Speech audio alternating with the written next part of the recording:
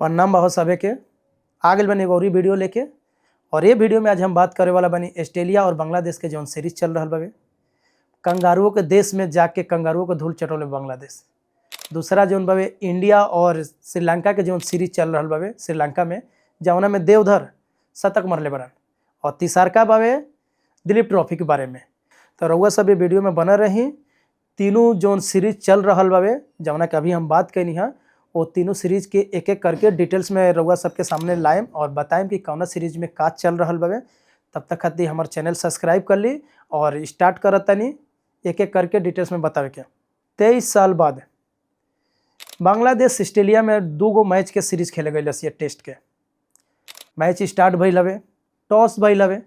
Toss में पहला toss Bangladesh जीतल हवे। बांग्लादेश टॉस जीत के डिसाइड कैला से कि हम बैटिंग ना बॉलिंग लेम, और बॉलिंग चालू कैला से खेला चालू भइल हवे।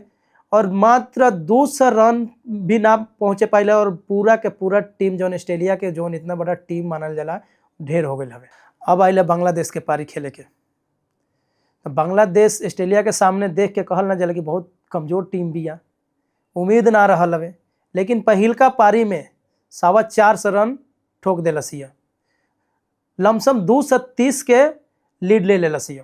तो फिर आइला पारी ऑस्ट्रेलिया के दूसरका।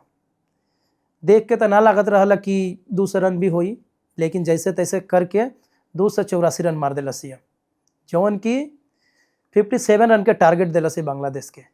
और बांग्लादेश मात्र 1 विकेट गंवा के मैच के चेस कर देलसिया। कहल जाला कि बांग्लादेश जौना के छोट देश मानल जाला, मजबूत टीम ना मानल जाला। आज तक ले ऑस्ट्रेलिया ऐसा देश के इनवाइट ना करत रहा अपना देश में टेस्ट मैच खेले खातिर। लेकिन आज 23 साल बाद जाके बांग्लादेश मतलब ऑस्ट्रेलिया में जाके ऑस्ट्रेलिया टीम के बुरी तरीका से हरा देलसिया।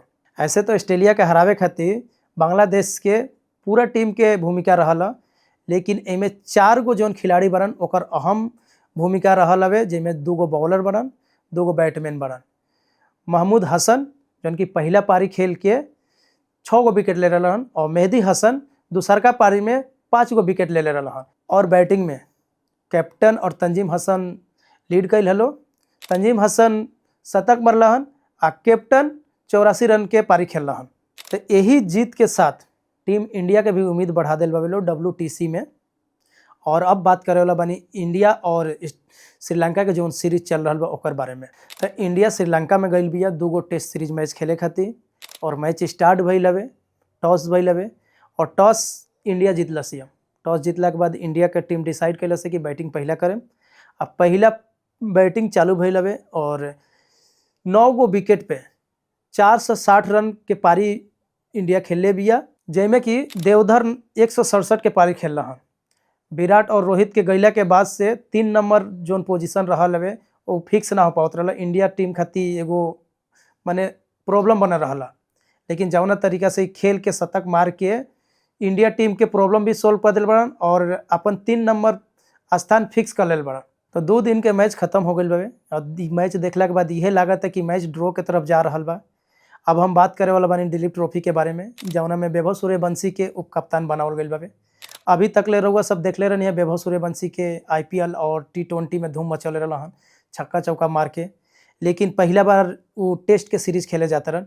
एमे का वो छक्का चौका मार के खेली हन या रोक के खेली हन, सब लोग के यह उम्मीद बावे, हमरो यह उम्मीद बावे। तो फिर मिले में एगो और वीडियो लेके रउआ सभे के साथ। तब तक दी हमरा के विदाई और कमेंट करके बताई कि कैसा लगल हमार वीडियो। और हमारे चैनल के सब्सक्राइब करी और फेसबुक पर फॉलो करी।